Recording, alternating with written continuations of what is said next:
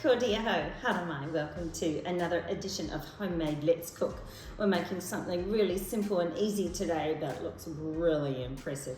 Today we are making matches or matchsticks, and all we really require is our puff pastry,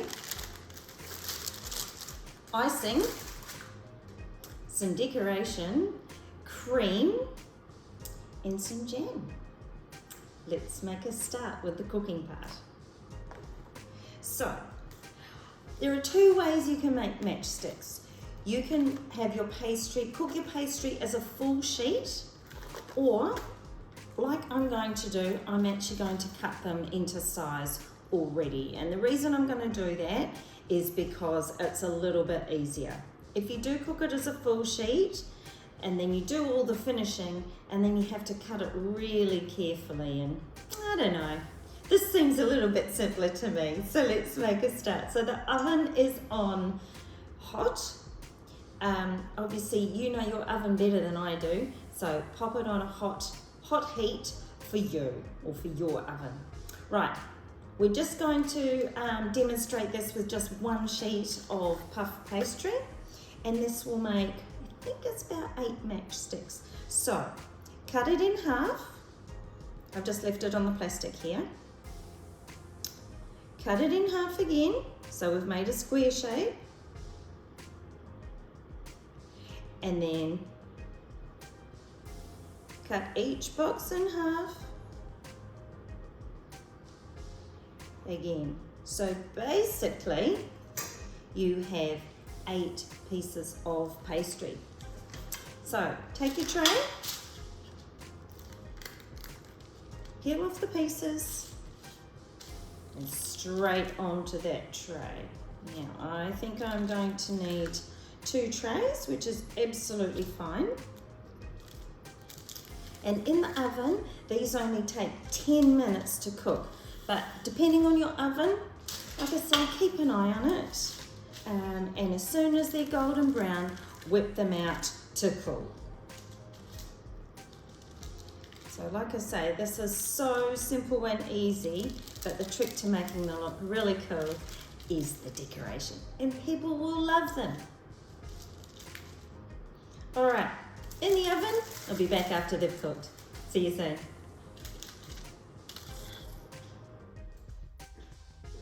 Just out of the oven, these guys are golden brown. I'm going to put them on some wire racks to cool. Be back soon.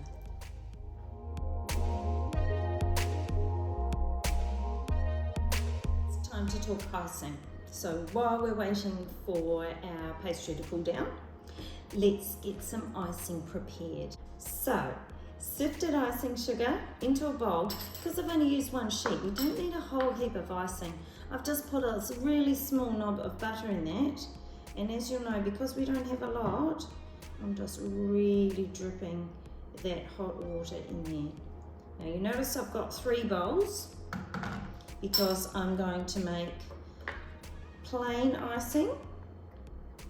Then I'm going to make a little bit of chocolate icing and a little bit of icing with the pink food colouring in it. And you'll see why. So, just have to be really careful with your icing. As we've said last time, you don't want it too runny. Well, you can just add extra icing sugar, of course. In this case, we don't want it too thick. And I'll explain that when we actually start icing the matches. You really need it.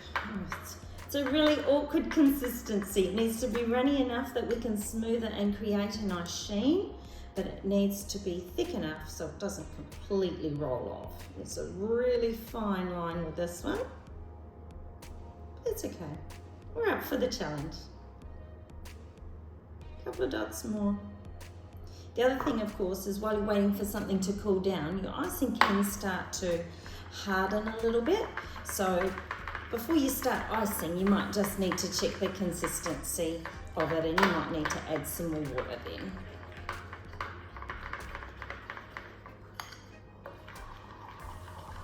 All right, so at this stage, This is looking quite good, but it could be a little bit runnier.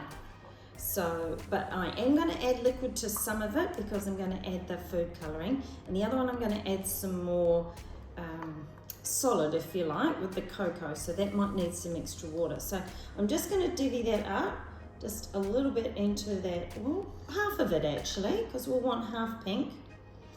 And we've got half the other way. So a little bit of icing there. And I just want a little dab that I'm going to put some chocolate cocoa into. And we're going to need a really special attachment for our piping bag for that one.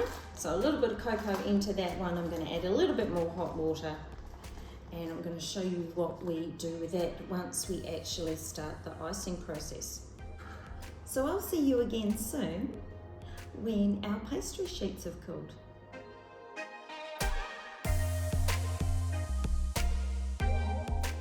So now's the fun part. It's time to get a little bit tricky and a little bit messy potentially as well. First thing we're going to do is take your matchstick.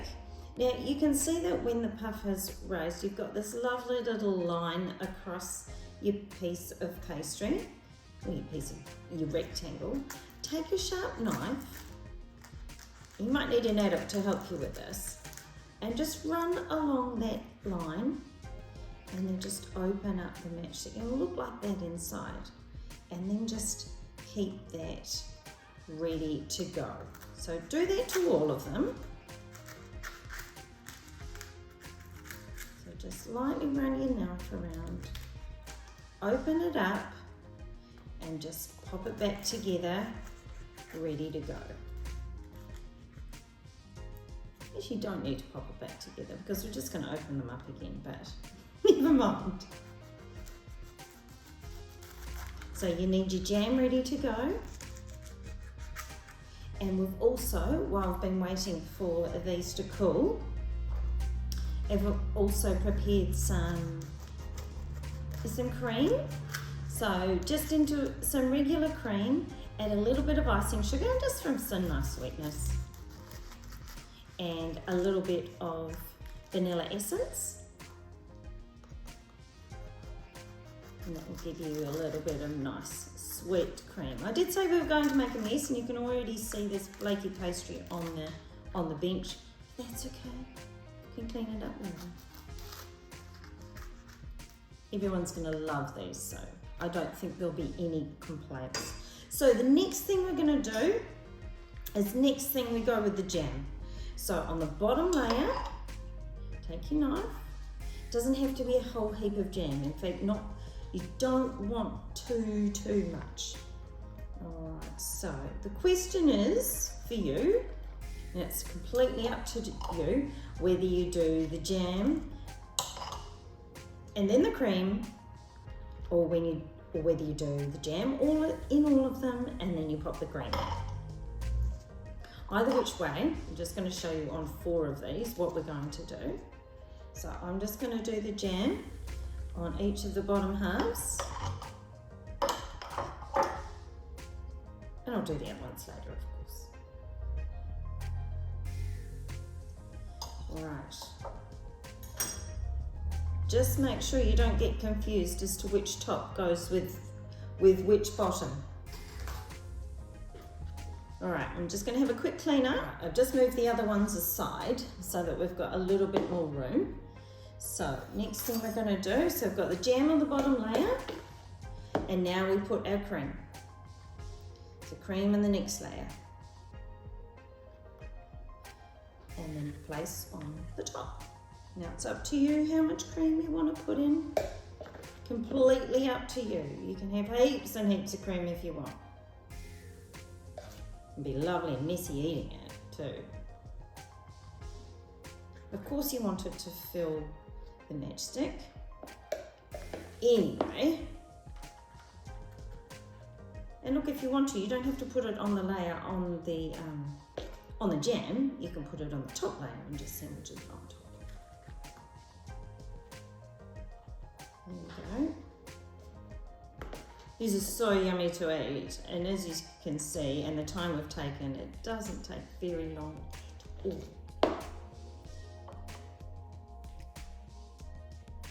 All right, just pop that one on there. It's beautiful, doesn't it? Don't have to squish them down either, it's completely up to you. All right, so we're going to get a little bit closer now and focus in on what we're going to do with the icing. Okay, pink icing first. Over it goes. It can run down the sides, that's all cool.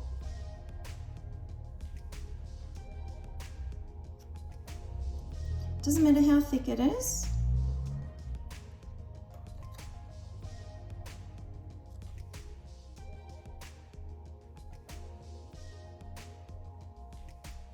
And then of course a few sprinkles. Don't they look amazing? Okay, set them aside on our plate. Don't they look fabulous? Okay, next one's a tricky one. Oh, I'm going to show you how to make a cool pattern anyway, at the very least. Okay, white icing. Go on the top. Same as the pink icing. Special thing about this one is we're going to put the chocolate icing on in strips, and then we're going to make, hopefully, a really cool feather effect on these ones. Now for the chocolate icing, which I'm just about to organise. So for this, I've taken a plastic bag and I've just taken a little snip off the corner. You might have a piping nozzle that's small enough. I do, but I'm not confident that I'll get it to work for this, so I'm just going to use the little bag. Bag it down, and we're going to put a series of lines just across here. Okay. Just like that. See, you don't need any really cool equipment. Plastic bag will do. Here we go. Do the same for this.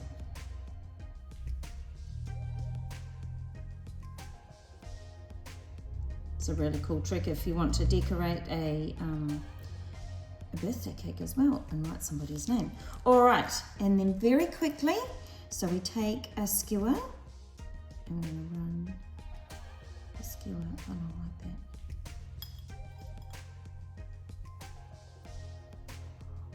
And then you get a really amazing feather effect.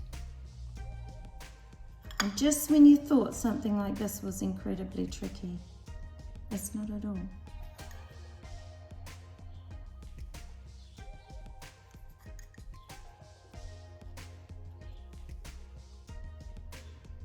They look absolutely stunning. So here are our matchsticks.